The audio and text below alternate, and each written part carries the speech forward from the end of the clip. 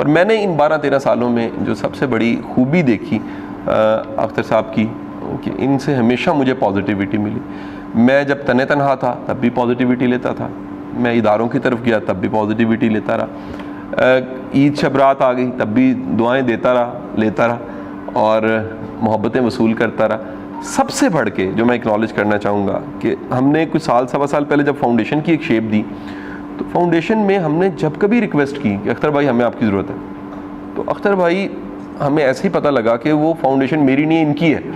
یہ پوری محبت کے ساتھ, چاہت کے ساتھ, شفقت کے ساتھ یوتھ کو ٹائم دیتے رہے. اور اس سارے عمل میں میری پوری ٹیم یہ اکنالج کرتی رہی کہ دراصل کچھ لوگ ادارہ بنائیں یا نہ بنائیں وہ ادارہ ہی ہوتے ہیں. وہ اشفاق صاحب ہوتے ہیں, وہ بانو قدسیہ ہوتے ہیں, وہ واصف علی واصف ہوتے ہیں, وہ اختر عباس ہوتے ہیں. بھی بڑی جلدی لگتی ہے, پکتی ہے, تیار ہو جاتی ہے. دھنیا جلدی لگتا ہے, پکتا ہے, تیار ہو جاتا ہے. اور فصلیں لگتی ہیں, تیار ہو جاتی ہیں. سر انسانوں کی فصل کو 20-25 سال چاہیے ہوتے ہیں. یہ کہیں آغاز ہوتا ہے تو پھر علا مودودی کا کام نظر آتا ہے, یہ کہیں آغاز ہوتا ہے تو پھر ڈاکٹر اسرار نظر آتا ہے. اور میں ہمیشہ کہوں گا بڑے کام اور بڑے لوگ ان کو دیکھنے کے لیے تھوڑا سا فاصلہ چاہیے ہوتا ہے. پاس بیٹھ کے دیکھ کے اندازہ نہیں ہوتا. پاس بیٹھ کے دیکھ کے نا وہ چھوٹے چھوٹے لگتے ہیں, تھوڑا سا فاصلہ مل جائے تو پتہ لگتا ہے کہ ان کا قد ہمارے قد سے بہت بڑا تھا. اور انہی بڑے قد والے لوگوں میں سے ایک نام اختر عباس صاحب کا. اللہ ان کو سلامت رکھے, ان کو آباد شاد رکھے.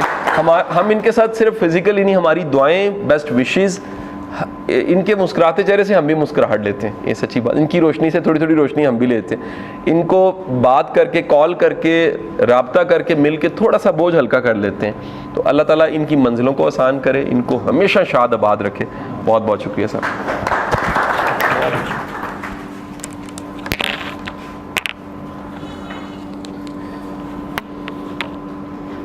ویسے تو عام طور پہ ہم صرف جو ٹینجیبل چیزیں ان کو تحفہ گنتے ہیں.